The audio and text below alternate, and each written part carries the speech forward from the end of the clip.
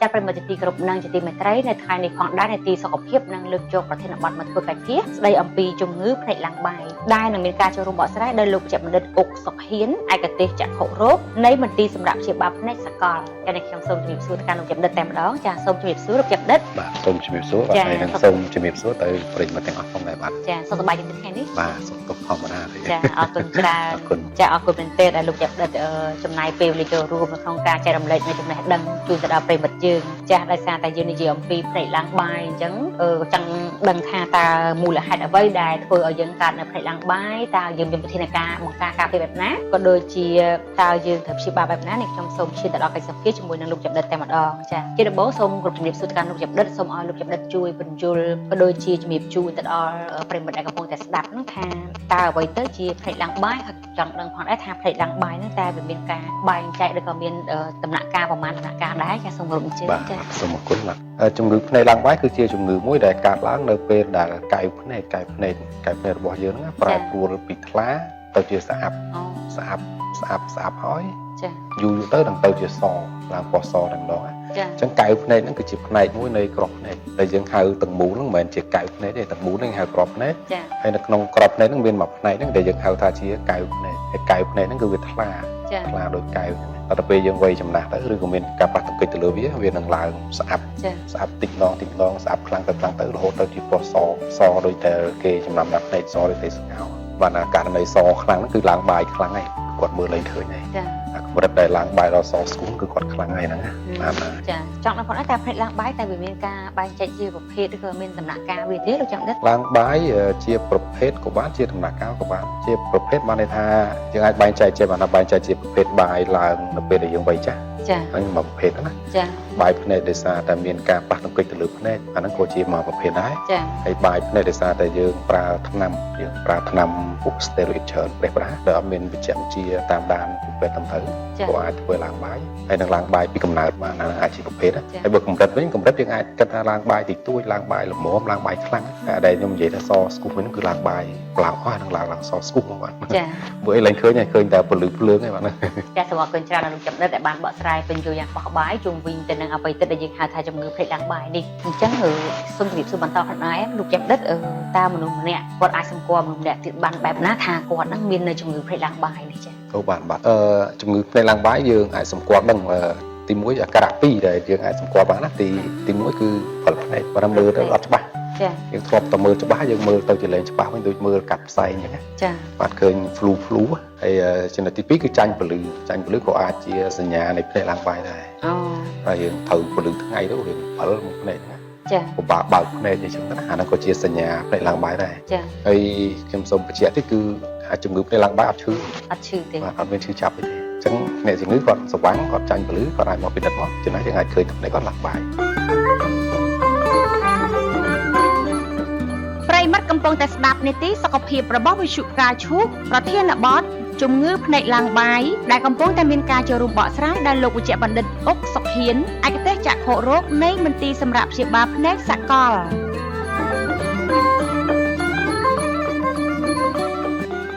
ចាស់ហើយនេះខ្ញុំក៏សូមអនុញ្ញាតថ្លែងអំណរគុណយ៉ាងជ្រាលជ្រៅទៅដល់គ្រឹះស្ថានបង្គំផ្សាយផ្កាឈូករមណីយដ្ឋានពេជ្រដេចនិងសប្បុរសជននានាដែលបានចូលរួមគ្រប់គ្រងផងដែរចាអរគុណចាមិញលោកយកដឹកបានបញ្យល់ឲ្យថាសញ្ញាសម្គាល់គឺថាមាន2អាចថាយើងព្រើភ្នែកនិងដូចជាចាញ់ពលឺនឹងតើដើម្បីកុំឲ្យបងប្អូនគាត់មានការពាន់ច្រឡំតើវាមានអាចអាការៈណាគឺដែលសម្រាប់ឲ្យយើងសម្គាល់ដំបូងថាយើងនឹងវាឈានទៅដល់កើតនៅភ្នែកឡើងបាយនេះចាកើតពីហ្នឹងដូចឲ្យតែយើងតាក់ទងការមើលគាត់មើលមិនច្បាស់គាត់ចាញ់ពលឺគាត់ពិបាកបើកបពិបាកសេះអសពិបាកមើលអសក៏អាចជាសញ្ញានៃភ្នែកឡើងបាយដែរចាអរគុណតែបើឲ្យឈឺដូចជាមិនមានការឈឺចាប់ទេលើកលែងតែយើងប៉ះទង្គិចអីទៅឡើងបាយហ្មងអានឹងបានវាឈឺទៅសាការប៉ះទង្គិចវិញហ្នឹងប្រភេទបាយដោយសារយើងគោះត្រាក់ទៅលើភ្នែកចំណុចនេះខ្ញុំចាប់អារម្មណ៍ផងដែរដោយសារតែយើងឃើញថាបងប្អូនមួយចំនួនដែលគាត់មើលសភៅច្រើនឬក៏មើលកុំព្យូទ័រច្រើននឹងយូរទៅគាត់រៀនថាស្វាំងភ្នែកព្រីលើភ្នែកគាត់ដើរទៅសម្រាប់ភ្នែកសិនហ្នឹងតើវាអាចជាសញ្ញាបង្ហាញថាគាត់នឹងចិត្តឡើងបាយដែរទេលោកចំណិតអត់ទេបាទអាហ្នឹងកាលនេះខុសគ្នាប៉ុន្តែថាបើសិនជាយើងមើលលើច្រើនយើងមើលយូរចំណាយពេលមើលរបស់ចិត្តយូរចេះគឺវាសាច់ដុំវាកត្រាក់វាស្ប៉ះវាសាបចេញហើយស្ប៉ះវាកត្រាក់ជាប់ចឹងទៅដល់ពេលយើងដកភ្នែកទៅមើលឲ្យឆ្ងាយវារលាភ្លាមឯង វាប្រពេលទៅទីម្ដងអញ្ចឹងនៅពេលដែលយើងមើលចិត្តយូរវាធាក់ជាប់រហូតសាច់ដុំភ្នែកណាចា៎ដល់ពេលយើងមើលឆ្ងាយព្រិលមកតែប្រហែលជា10 20 30នាទីក្រោយមកសាច់ដុំរលាទៅគាត់ឆ្លាស់វិញអាហ្នឹងអត់ជាសញ្ញាឡើងបាយទេចា៎ឡើងបាយបើ flu គឺ flu ជាប់មកហើយពីមួយរយៈទៅមួយរយៈគឺអាការរ៉ាក់ព្រិលគាត់ហ្នឹងគឺខ្លាំងទៅចាអរគុណចាអាការរ៉ាក់ដែលព្រិលទៅតែរយៈពេលយូរប្រហែលដែរដែលគាត់អាចឈានទៅដល់ឡើងបាយអត់ទៀងទាត់ទេតែចាប់ផ្ដើមមានបាយគាត់ចាប់ផ្ដើមព្រិលគាត់អត់ទាន់នៅចំណាអត់ទាន់មានព្រិលទេចាគាត់ទៅពេលឡើងដល់កម្រិតមួយដែលគាត់ចាប់អារម្មណ៍វាចាប់ផ្ដើមព្រិលណាហើយពីហ្នឹងតទៅទៀតហ្នឹងវាអត់ទៀងទាត់ទេវាអាស្រ័យទៅលើមនុស្សម្នាក់បើសិនជាគាត់មានទឹកនោមផ្អែមគាត់ព្យាបាលមិនបានត្រឹមត្រូវជាតិស្ករឡើងខ្ពស់អីអាហ្នឹងអាចថាឡើងបាយវាគាត់ទៅលឿនទៅចាបាទហើយអញ្ចឹងការវិវត្តវាលឿនយូរហ្នឹងអត់ទៀងទាត់វាអាស្រ័យទៅតាមមនុស្សម្នាក់យើងកំណត់ពេលជាក់លាក់អត់បានទេចាសូមអរគុណច្រើនដល់លោកកេបដិតដែលបានបកស្រាយបញ្យល់យ៉ាងបោះបាយដើម្បីឲ្យយើងបានជៀបផងដែរលោកកេបដិតនេះខ្ញុំចង់ដឹងផងដែរថាជំងឺភ្នែកឡើងបាយនេះតើភាគច្រើនកើតទៅលើវ័យណាដែរចាឡើងបាយកើតគ្រប់វ័យគ្រប់វ័យតែម្ដងវាអាចកើតទៅលើក្មេងកើតមកមានមកតែឡើងបាយពីកំណើតតែម្ដងឡើងបាយកំណើតហើយបើអត់មានពីកំណើតទេចំពោះវ័យកដាលបើមានឡើងបាយចំណាអាចមកពីគាត់មានជំងឺភ្នែកមានជំងឺរលាកក្នុងភ្នែកគាត់ប្រើថ្នាំពួក steroid ច្រើនដោយខ្លួនឯងអត់បានត្រឹមត្រូវអានឹងក្នុងវ័យកដាលឡើងបាយអាចមានមូលហេតុហ្នឹងចាហើយនឹងមួយទៀតវ័យចំណាស់ទៅគឺឡើងបាយមិនបាច់ចាំមានប៉ះកិច្ចមានប្រើថ្នាំអីទេតាគឺដល់វ័យហ្នឹងគឺឡើងបាយជាជំងឺធម្មជាតិជរាពាតយ៉ាងហៅថាដល់វ័យហ្នឹងគឺគ្រប់គ្នាខ្ញុំព្រៀបដូចសក់ស្កូវតែដល់ថ្ងៃចាប់បានសក់សហើយភ្នែកចាប់បានសទីម្ដងដែរហ្នឹងហើយជំងឺឡើងបាយមនុស្សចាស់ណាជាប្រភេទជំងឺឡើងបាយមនុស្សចាស់បាទចឹងកើតគ្រប់វ័យបាទចាអរគុណចាលោកកេបដិតចានេះខ្ញុំសូមនិយាយសួរបន្តផងដែរលោកកេបដិតតើមូលហេតុអ្វីដែលបណ្ដាលឲ្យមនុស្សយើងគាត់កើតឲ្យជំងឺភ្នែកឡើងបាយនេះចាមូលហេតុដូចជាជាមួយប្រភេទដែរវាស្តៀងគ្នាដែរបើយើងគិតពីមូលហេតុមានដូចខ្ញុំរៀបរាប់មិញដែរកើតពីកំណើតកើតមកគឺមានបាយតែម្ដងចាប៉ះទង្គិចភ្នែកមានជំងឺរលាកក្នុងភ្នែកកើតឡើងបាយដោយសារតែយើងប្រើថ្នាំពួក steroid ហើយនឹងកើតជំងឺឡើងបាយនៅពេលវ័យចាស់ចាបាទនេះជាមូលហេតុវាចាអរគុណច្រើនចាអរគុណដល់លោកកេបដិតមែនតើដែលបានជំរាបអំពីមូលហេតុដែលបង្កយើងនឹងកើតនៅជំងឺឡើងបាយភ្នែកនេះជានេះខ្ញុំសូមជម្រាបសួរបន្តផងដែរលោកកេបដិតមកករណីថាមនុស្សម្នាក់ដែលគាត់មាននៅកត្តាផ្លូវចិត្តតើវាអាចមូលហេតុយូរទៅអាចធ្វើឲ្យឡើងបាយភ្នែកដែរទេចាដូចជាមិនពាក់ព័ន្ធទេតែបើឡើងបាយហើយវាជាប៉ះពាល់ផ្លូវចិត្តគាត់ចាហ្នឹងហើយតែឡើងបាយកម្រិតមកគាត់អត់ទាន់ចាប់អារម្មណ៍អីណាដល់ពេលឡើងបាយដល់កម្រិតមួយដែលវាប៉ះពាល់ទៅការប្រកបការងារប្រចាំថ្ងៃការធ្វើដំណើរអានឹងអាចគាត់មានអារម្មណ៍មិនសប្បាយចិត្តហើយចាអាចប៉ះពាល់អារម្មណ៍គាត់ខ្លះដែរចាអញ្ចឹងពេលគាត់មកជួបពេទ្យយើងពិភាក្សាផ្ដល់យោបល់ពិនិត្យចាពីផែនការព្យាបាលឲ្យគាត់ទៅគាត់អាចធូរវិញដែរពិភាក្សាគ្នាទៅណាចាតែបើឲ្យមានជំងឺផ្លូវចិត្តការឡើងបាយដូចជាមិនទេវាមិនជាមូលហេតុមួយដែលធ្វើឡើងបាយចាអរគុណចាលោកកេបដិតដែលបានជំរាបជូនឲ្យយើងបានដឹងចាបើសិនជាអ្នកជំងឺដែលគាត់មាននៅជំងឺឡើងបាយភ្នែកទៅហើយតើបើសិនជាគាត់ធ្វើនៅការសមាធិតើតេតូនទៅនឹងការធ្វើសមាធិហ្នឹងអាចធ្វើឲ្យគាត់នឹងមានចិត្តស្ងប់ដែរទេលោកកេបដិតចាបាទស្ងប់ប៉ុន្តែអត់ជីទេបាយចាយើងធ្វើសមាធិឲ្យចិត្តស្ងប់ហើយរិះរកពេលវេលាសំរុំណាមួយជ្រើសរើសគ្រូពេទ្យណាមួយនៅ clinic ទីតាំងទីពេទ្យណាមួយដើម្បីទៅព្យាបាលផងចាបាទអញ្ចឹងយើងធ្វើសមាធិវាជួយឲ្យស្មារតីយើងនឹងអារម្មណ៍យើងស្ងប់ហើយយើងកុំភ្លេចព្យាបាលផងបាទវាអាចជួយផ្នែកផ្លូវអារម្មណ៍ច្រើនដែរហ្នឹងចាសូមអរគុណច្រើនដល់លោកកេបដិតដែលបានបកស្រាយពន្យល់យ៉ាងបោះបាយជុំវិញទៅនឹងប្រធានបទជំងឺឡើងបាយចាប្រិមត្តទីគ្រប់នឹងជាទីមេត្រីនៅថ្ងៃនេះផងដែរនីតិសុខភាពនឹងលើកយកប្រធានបទមកធ្វើកិច្ចភាស្ដីអំពីជំងឺភ្នែកឡើងបាយដែលនឹងមានការចូលរួមបកស្រាយដោយលោកជាបណ្ឌិតអុកសុខហ៊ានឯកទេសចក្ខុរោគនៃមន្ទីរសម្រាប់ព្យាបាលភ្នែកសកលតែនេះខ្ញុំសូមជម្រាបសួរទៅកាន់លោកជាបណ្ឌិតតែម្ដងចាសូមជម្រាបសួរលោកជាបណ្ឌិតបាទសូមជម្រាបសួរបាទហើយនឹងសូមជម្រាបសួរទៅប្រិយមិត្តទាំងអស់ផងដែរបាទចាសុខសប្បាយទេថ្ងៃនេះបាទសុខទុក្ខធម្មតាទេចាអរគុណច្រើនចាអរគុណមែនទែនដែលលោកជាបណ្ឌិតចំណាយពេលវេលាចូលរួមក្នុងការចែករំលែកនៅចំណេះដឹងជូនទៅដល់ប្រិយមិត្តចាប្រិយមិត្តទីគ្រប់នឹងទីមេត្រីការពិភាក្សាមុនប្រិយមិត្តបានជិតកាន់តែច្បាស់ហើយអ្វីទៅយើងហៅថាភ្នែកឡើងបាយក៏ដូចជាមូលហេតុដែលបង្កឲ្យកើតមានជំងឺភ្នែកឡើងបាយហ្នឹងគឺថាមានមកពីកំណើតការប៉ះទង្គិចដោយវត្ថុនានាក៏ដូចជាការប្រើថ្នាំមានវ័យចំណាស់អីហ្នឹងអញ្ចឹងវគ្គនេះខ្ញុំសូមឈានទៅដល់កិច្ចសម្ភាសជាមួយនឹងលោកចំណិតថ្មីបន្តទៀតចាអញ្ចឹងវគ្គមុនលោកចំណិតបានបកស្រាយយ៉ាងបោះបាយហើយនេះខ្ញុំសូមជម្រាបសួរបន្តផងដែរថាតកតងទៅនឹងរបបអាហារនិងការរស់នៅវិញតើវាអាចជាមូលហេតុឬក៏ជាកត្តាប្រឈមដែលបង្កឲ្យមនុស្សហ្នឹងកើតនៅជំងឺភ្នែកឡើងបាយដែរទេចាការរស់នៅនិងរបបអាហារដូចជាមិននេះមិនពាក់ព័ន្ធចាប៉ុន្តែទម្លាប់មួយដែលយើងទៅទិញថ្នាំប្រើប្រាស់នៅកន្លែងលក់ថ្នាំអាហ្នឹងអត់ល្អចានេះអាចចូលជាទម្លាប់រស់នៅណាច ជាការរស់នៅណាចាថាមានឈឺភ្នែកតិចតួចកុំទិញថ្នាំប្រាកុំទិញថ្នាំចាបើអត់លទ្ធភាពទេអត់លទ្ធភាពមកជួបពេទ្យណាក្នុងករណីថាផ្ទះឆ្ងាយអត់លទ្ធភាពទេអាចបដ ாய் បានជំងឺក្រហមលកម្មអីមួយចំនួនយើងមិនព្យាបាលដល់ថ្ងៃវាជាតែ3 4ថ្ងៃចំណាអាចបាត់ពេញឯងដែរយើងសម្អាតដៃលាងមុខឲ្យស្អាតៗណាតែបើសិនជា3 4ថ្ងៃមិនជាទៀតអានឹងអាចបើអាចទៅរួចយើងទៅជួបពិគ្រោះជាមួយគ្រូពេទ្យវិញល្អជាងព្រោះថ្នាំបន្តភ្នែកនោះថ្នាំខ្លះតែមួយដបតូចទេយើងប្រើបាន2 អាទិត្យហ្នឹងបងអញ្ចឹងយើងប្រើតែមួយដបតូច2 អាទិត្យក៏អាចមានផលប៉ះពាល់លើភ្នែកដែរអញ្ចឹងការទិញថ្នាំប្រើហ្នឹងគឺអត់ល្អទម្លាប់ទម្លាប់ជឿភ្នែកទិញថ្នាំបន្តទៅបាត់ក្រហមលឿនដូចបន្តទៅតិចភ្នែកស្រួលហ្នឹងអត់បានទេកាយពេកហ្នឹងក៏កុំនេះដែរកុំញ៉ាំពេកណាហើយបន្តចប់តឡើងវាប៉ះពាល់ទៅលើភ្នែកបាទចាអរគុណចំណុចនេះខ្ញុំចាប់អារម្មណ៍មែនទែនដោយសារតែប្រជាពលរដ្ឋយើងបច្ចុប្បន្នពេលដែលគាត់ឈឺអីល្មមគាត់តែងទៅរកប៉ាម៉ាស៊ីដើម្បីប្រាប់ពួកពីអាការៈទៅគេឲ្យវាយថ្នាំទៅចាវាអាចលឿនតែគាត់ងាយស្រួលចាឆាប់បានថ្នាំបន្តងាយស្រួលហើយអ្នកខ្លះគាត់អត់លទ្ធភាពជួបពេទ្យចំណាយច្រើនពិបាកក្នុងការធ្វើដំណើរទៅពេទ្យអញ្ចឹងដូចខ្ញុំផ្ដាំអញ្ចឹងបើសិនជាឈឺអីល្មមចំណាយយើងអាចតាមដំណើរវា3 4ថ្ងៃសិនក៏បានដែរតែមើលឃើញថាបើសិនជាពី1ថ្ងៃទៅ1ថ្ងៃអាការៈវាកាន់តែមិនស្រួលអានឹងអាចតែយើងអាចខ្នះខ្នែងប្រម៉ែប្រមូលទៅឲ្យបានទៅជួបពេទ្យទីទៅបាទល្អហ្នឹងហើយល្អចាអញ្ចឹងអរគុណច្រើនអញ្ចឹងសង្ឃឹមថាប្រិមត្តដែលកំពុងតែស្ដាប់អីហ្នឹងចាព្រោះជានាងខ្ញុំដែរយើងអាចថាជាមេរៀនក៏ដូចជាដំបូន្មានដ៏ល្អសម្រាប់យើងយកទៅអនុវត្តនៅក្នុងការរស់នៅរបស់យើងចាអរគុណនេះខ្ញុំសូមជម្រាបសួរបន្តផងដែរលោកចាំដិតក្នុងចំណោមមូលហេតុខាងលើដែរលោកចាំដិតបានជំរាបជូនពីវគ្គមុនហ្នឹងតើ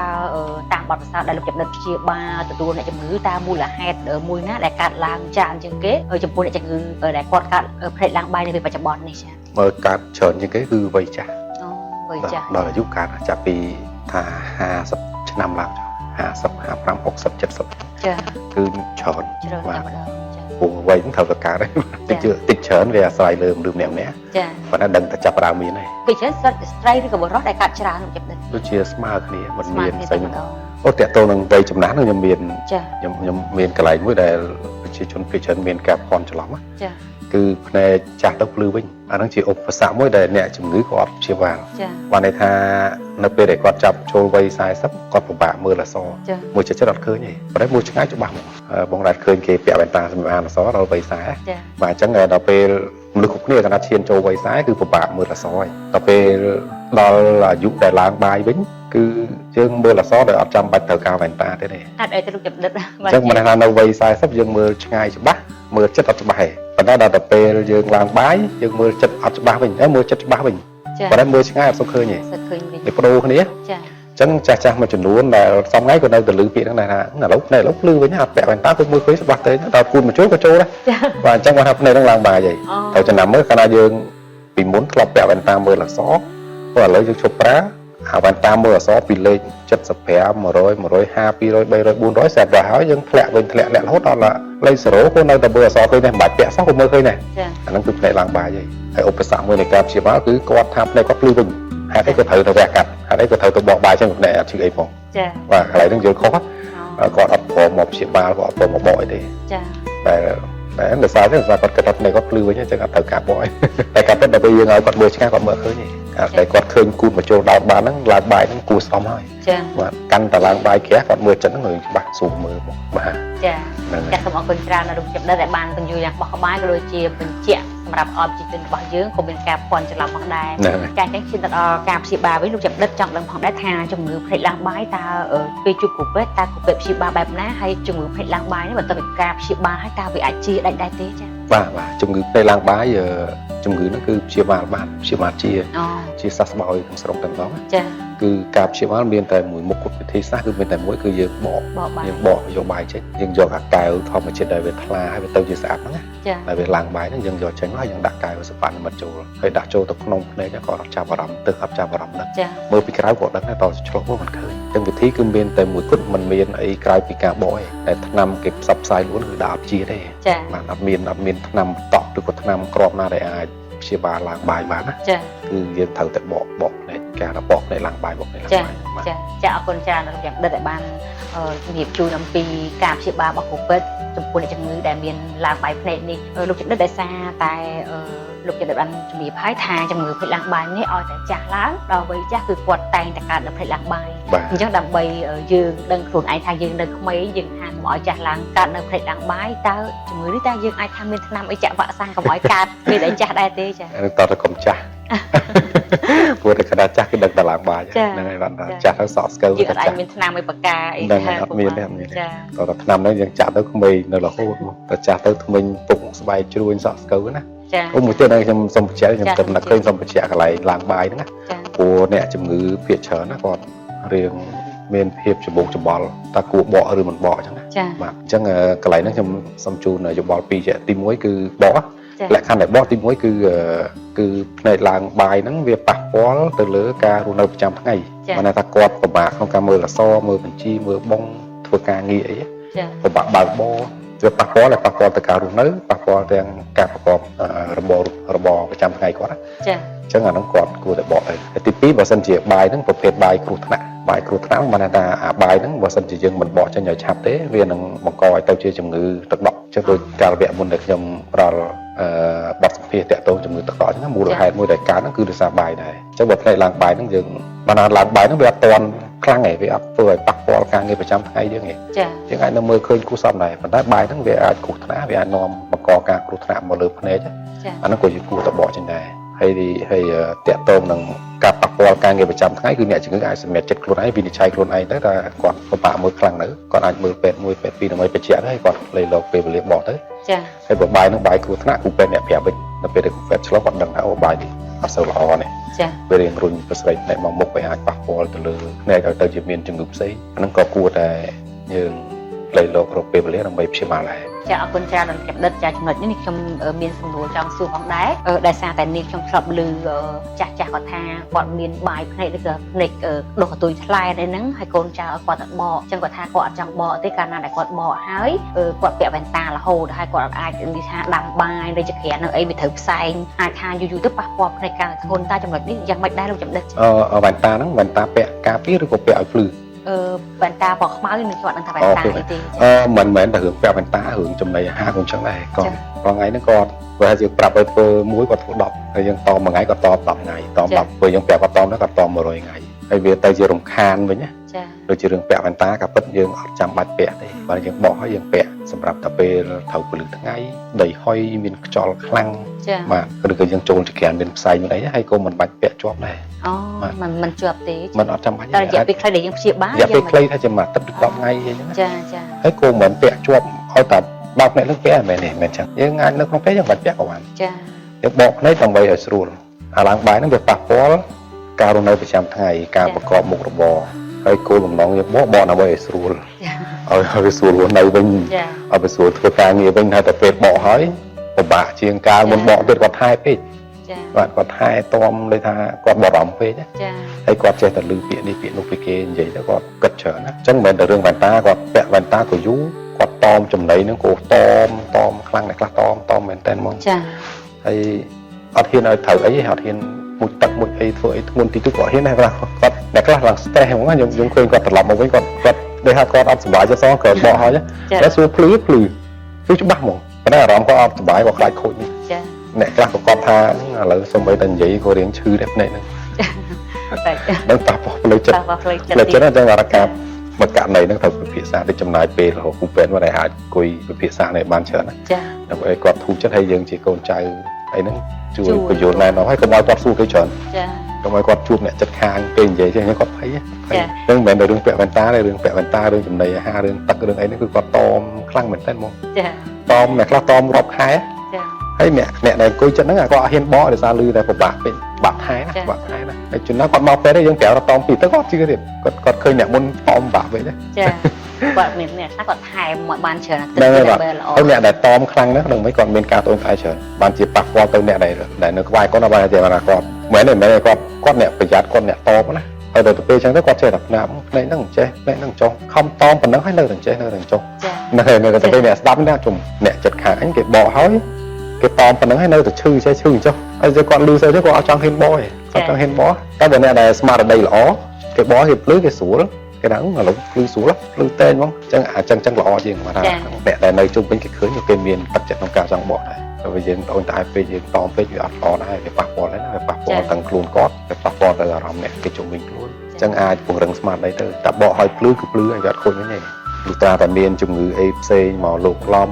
មានការប៉ះទង្គិចទៅលើភ្នែកហើយអ្វីដែលអាចបញ្ជាក់ច្បាស់នោះគឺណាត់គ្រូពេទ្យមើលបើបកជាមួយគ្រូពេទ្យកអញ្ចឹង3ទៅ6ខែយើងទៅជួបគាត់ដល់គាត់ឆ្លុះពិនិត្យមើលវាស់ភ្នែកវាស់សម្ពាធមើលឆែកអីចឹងណាចាដើម្បីឲ្យដឹងថាភ្នែកហ្នឹងល្អបកឲ្យល្អ6ខែនេះល្អមួយឆ្នាំគាត់នៅល្អរហូតទៅអាហ្នឹងសម្រាប់ចិត្តហើយចាជាងអង្គុយគិតខ្លួនឯងណាបាទហ្នឹងហើយគិតច្រើនសម័យច្រើនបារម្ភច្រើនចេះតែឈឺឯង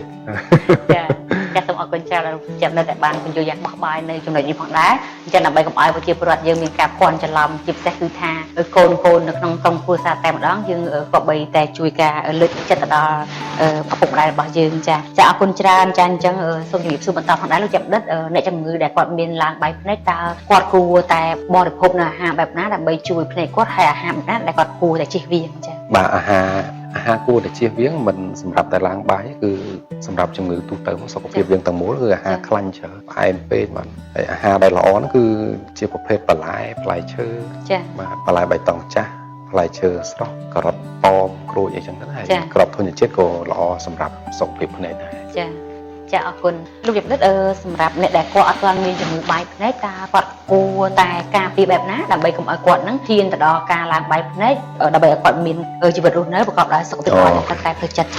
ការការពារបើសិនជាប្រភេទជំងឺភ្នែកឡើងបាយមនុស្សចាស់អត់មានអីការពារដល់វ័យត្រូវកើតទេណាតែបើសិនជាប្រភេទឡើងបាយមុនអាយុចាស់នោះដែលយើងកើតឡើងបាយដោយសារការប៉ះទង្គិចដោយសារតែការប្រើថ្នាំប្រេះប្រាស់មិនបានត្រឹមត្រូវអានឹងយើងអាចការពារបានន័យថាយើងកុំទិញថ្នាំប្រើប្រេះប្រាស់មានបញ្ហាឈឺភ្នែកឈឺអីយើងអាចទៅជួបគ្រូពេទ្យទៅហើយនឹងការពារភ្នែកពីការប៉ះទង្គិចនានាជាពិសេសអ្នកដែលធ្វើការផ្នែកconstruction ជាប្រភេទសំណង់ដំដាប់កាត់នេះកាត់នោះដែលវាគៀតបុកប៉ះភ្នែកចាឬក៏គ្រោះថ្នាក់នៃការប៉ះទង្គិចដល់នេះក៏អាចជាមូលហេតុឡើងបានដែរយើងអាចការពារអស់ហ្នឹងទៅវាអត់ឡើងមុនអាយុចាំឲ្យវាឡើងតាមដំណើរធម្មជាតិវាតែចំពោះមនុស្សចាស់អត់មានវិធានការដល់អាយុទៅតការហ្នឹងនឹងទៅរត់ថ្នាំចាក់ឲ្យក្មេងរហូតណាចាក៏មានគ្រូពេទ្យសុំចាក់ដែរចាសូមអរគុណច្រើនដល់លោកចាប់ដិតដែលបានធ្វើអំពីវិធានការបង្ការការពារសង្ឃឹមថាលោកអ្នកនឹងយកទៅអនុវត្តតាមចាសូមអរគុណច្រើនដល់លោកចាប់ដិតដែលសារតែពេលវេលារបស់យើងកាន់តែគៀបមកដល់ទីបញ្ចប់ហើយជាចុងក្រោយតើលោកចាប់ដិតមានជាសារអប់រំឬក៏អនុសាសន៍បែបណាដើម្បីផ្ដល់ជូនទៅដល់ប្រិយមិត្តអ្នកស្ដាប់ដើម្បីឲ្យគាត់នឹងយកទៅអនុវត្តតាមនៅក្នុងជីវិតរស់នៅចាំថ្ងៃរបស់គាត់ចាអូខេបា